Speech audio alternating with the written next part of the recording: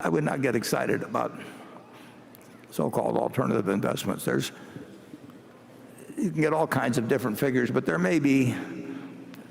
probably at least $1 trillion committed to buying, in effect, buying businesses.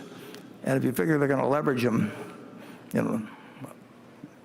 2 for 1 on that, you may have $3 trillion of buying power trying to buy businesses in the U.S. market may be something over 30 trillion now, but there's all kinds of businesses that aren't for sale in that thing. So the supply-demand situation for buying businesses privately and leveraging them up has changed dramatically from what it was 10 or 20 years ago. And I'm sure it doesn't happen with your Winnipeg operation, but we have seen a number of proposals from private equity funds where the returns are really not calculated in a manner that,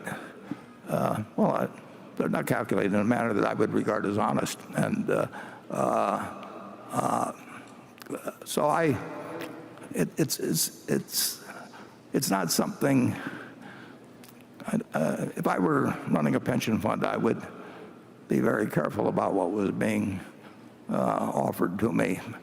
If you're going to have a choice in Wall Street between being a great analyst or being a great salesperson, the salesperson is the way to make it. If you can raise $10 billion in a fund and you get a 1.5% fee and you lock people up for 10 years, you and your children and your grandchildren will never have to do a thing if you are the dumbest investor in the world. Charlie?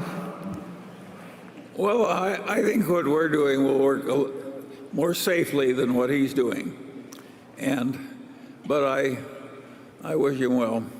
Yeah, Brent, you sound like a guy that I would hope would be working for a public pension fund, because frankly, most of the institutional funds, we had this terrible right here in Omaha, and you can get a story of what happened with our Omaha Public Schools retirement fund, and they were doing fine, and until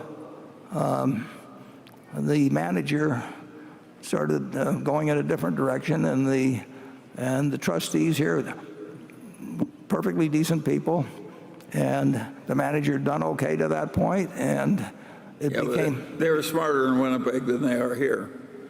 Yeah, well, that was pretty bad here. It's not a fair fight, actually, usually when a bunch of public officials are listening to people who are motivated to, who really just get paid for raising the money. Everything else is gravy after that. But if you run a fund and you get even 1%, of a billion, you're getting $10 million a year coming in, and if you've got the money locked up for a long time, it's a very one-sided deal. And I told the story of asking the guy one time in the past, why in the world can you ask for 2 and 20 when you really haven't got any kind of evidence that you are going to do better with the money than you do in an index fund? And he said, well, that's because I can't get 3 and 30.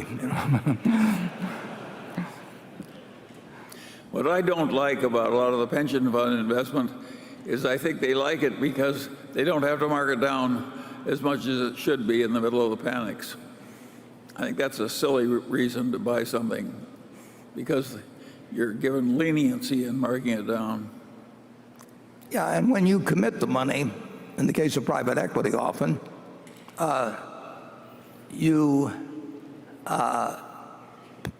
they don't take the money, but you pay a fee on the money that you've committed. And of course, you really have to have that money to come up with it at any time. And of course, it makes their return look better if you sit there for a long time in treasury bills, which you have to hold because they can call you up and demand the money, and they don't count that. They count it in terms of getting a fee on it, but they don't count it in terms of what the so-called internal rate of return is.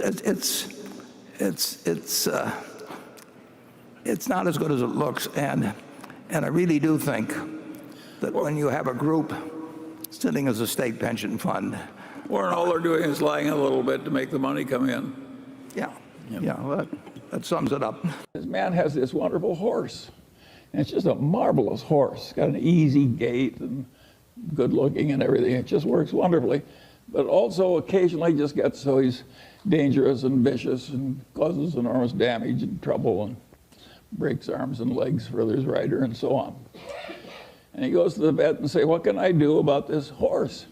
And the vet says, "That's a very easy problem, and I'm glad to help you." He says, "What should I do?" And the man says, "The next time your horse is behaving well, sell it."